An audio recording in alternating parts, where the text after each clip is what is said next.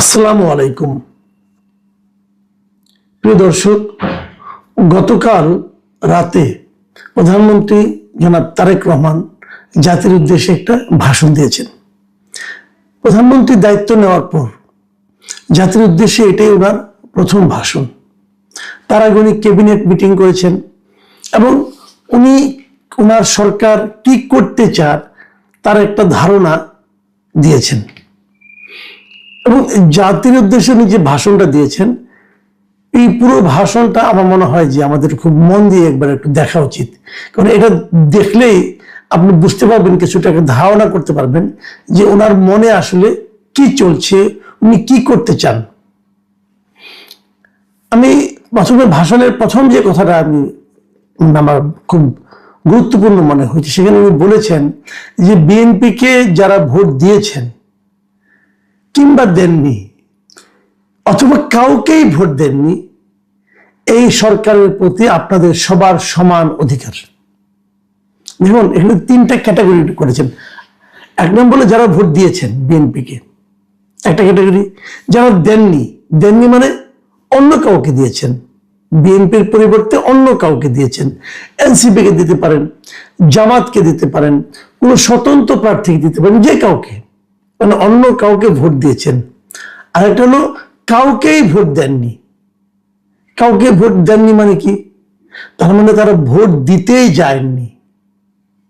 যারা ভোট দেননি, একদম ধরেন 60% ভোট পড়েছে বলা হলো, তাহলে যে 40% লোক ভোট দিতে যাননি, তাদের ব্যাপারে উনি বলছেন এদের সবার এই সরকারের প্রতি, মানে ওনার সরকারের প্রতি সমান অধিকার। মানে যে বিএনপিকে ভোট দিয়েছে তার অধিকার কিন্তু যে ভোটই দেয় নাই, ভোট বর্জন করেছে, ভোট কেন্দ্রেই যায় নাই, তার অধিকারের চেয়ে বেশি নয়। একজন রাষ্ট্রনায়ক সুলভ বক্তব্য কিন্তু এটা। কারা ভোট দিতে যায় নাই? যারা যায়নি ভোট দিতে, তাদের মধ্যে অনেকেই কিন্তু, বেশিরভাগই আমি মনে করি তারা হলো আওয়ামী লীগের সমর্থক। তাহলে উনি বলতে চাচ্ছেন একজন বিএনপির সমর্থক অথবা বিএনপির কর্মী এই সরকারের উপর যতটুকু দাবি দিয়ে কথা বলতে পারবে, একজন আওয়ামী লীগের কর্মীও ততটুকু দাবি নিয়ে কথা বলতে পারবে। আমি মানে এই প্রথম এই ধরনের কথা বলতে শুনলাম কাউকে।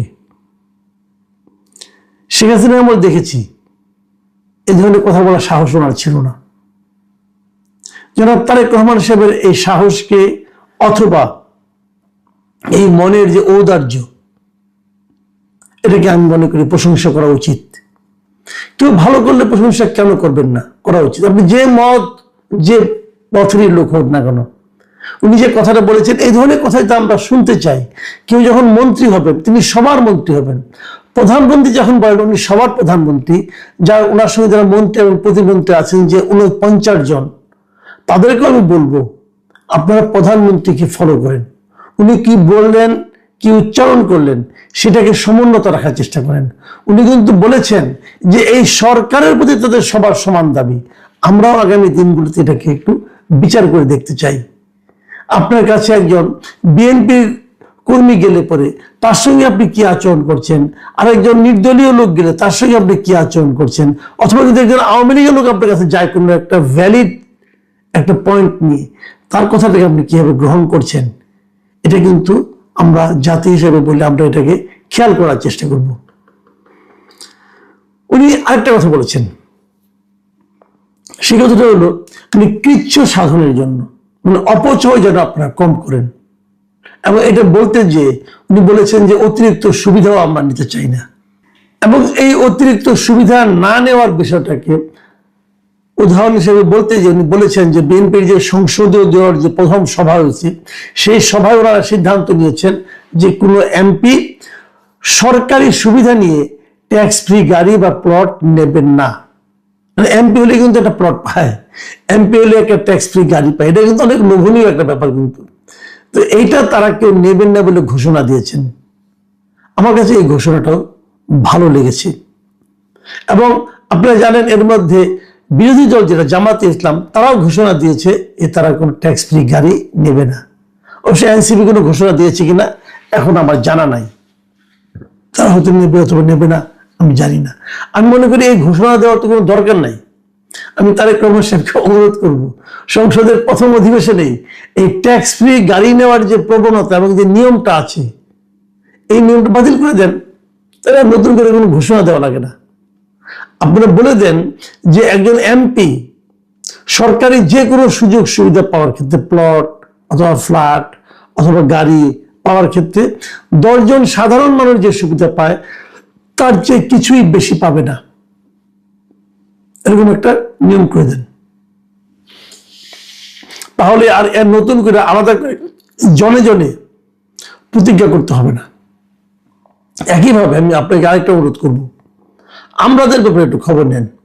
একজন সচিব, একজন অতিরিক্ত সচিব অথবা একজন যুগ্ম সচিব, ওনারা নিয়ম অনুযায়ী কি পরিমাণ গাড়ির কি সুবিধা ভোগ করেন, তেলের কি সুবিধা ভোগ করেন, একটু খবর নেন। এবং অনেক সময় নিয়মের বাইরেও ওনারা যে মন্ত্রণালয়ে আছেন সেই মন্ত্রণালয়ে যেগুলো প্রজেক্ট থাকে, সেই প্রজেক্টের গাড়ি, পিডির গাড়ি কোথায় আসে একটু খবর নেন। একটু খবর নিলে সমাধানটা আপনার কাছে ইজি হয়ে যাবে। সমাধানের পথ নিয়ে আমি আলোচনা করছি, সমাধান আপনি পাবেন, কিন্তু একটু খবর নেন। তারা, আপনারা তো গাড়ি নিচ্ছেন না, এমপিরা গাড়ি নিচ্ছেন না, মন্ত্রীরা সরকারের কাছে ট্যাক্স পেয়ে গাড়ি নিচ্ছেন না, আপনারা তো সরকারি গাড়ি পাবেন। সরকারি গাড়ি ওনারাও পান, কিন্তু ওনারা কিরকম ভাবে পান, কি প্রক্রিয়ায় পান, একটু খবর নেন।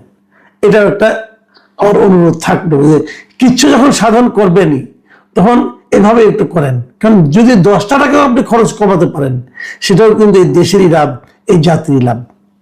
উনি আরেকটা কথা বলেছেন,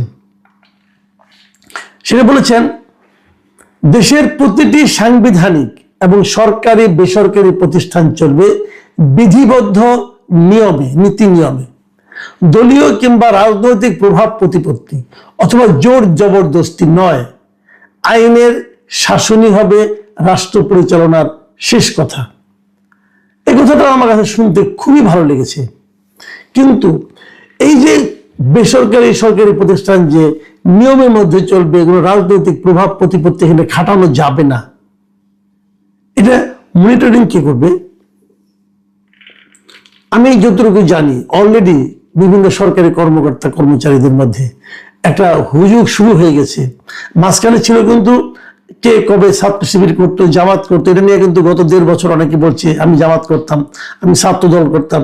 যারা নাকি আওয়ামী আমলে নিয়োগ পেয়েছে তারা কেউ ছাত্রলীগ করতো না, সবাই জামাত এবং ছাত্র দল করতো, আর কিছু করতো না।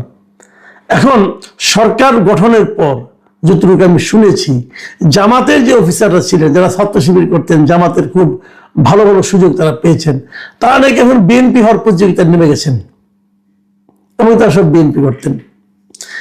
আওয়ামী লীগের অনেক ঢুকে পড়ছে, বিএনপি করতেন। তো আমার কথাটা হলো কি, যে আওয়ামী লীগ কিংবা বিএনপি কিংবা জামাত, এটা আমলাদের পরিচয় হবে কেন?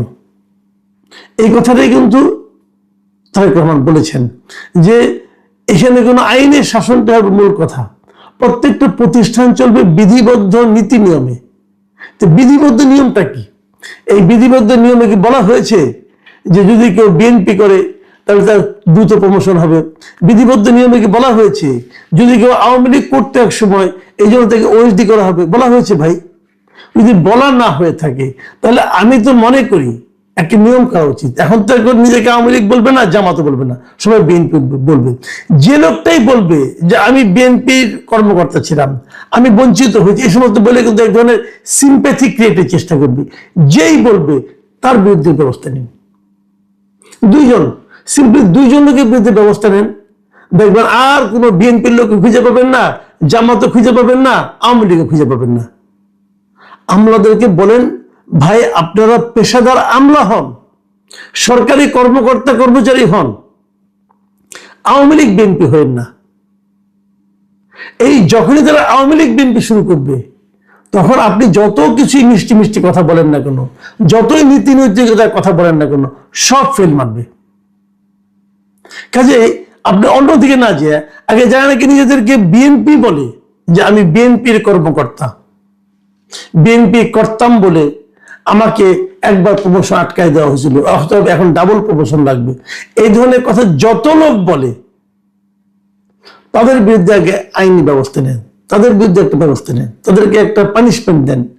আপনি দেখবেন আর কোনো আমলা আর সচিবালয়ের মধ্যে এই আওয়ামী বিএনপি জামাতের এই জিনিস আর চলবে না। যারা সচিব আছেন, আমি বলবো সবাইকে, সরকারকে বলবো আপনারা এই আইনটা করেন, সম্পদের হিসাব দিতে পারেন, আর কিচ্ছু লাগবে না। প্রিয় দর্শক, এখন এই পর্যন্তই। আল্লাহ হাফেজ।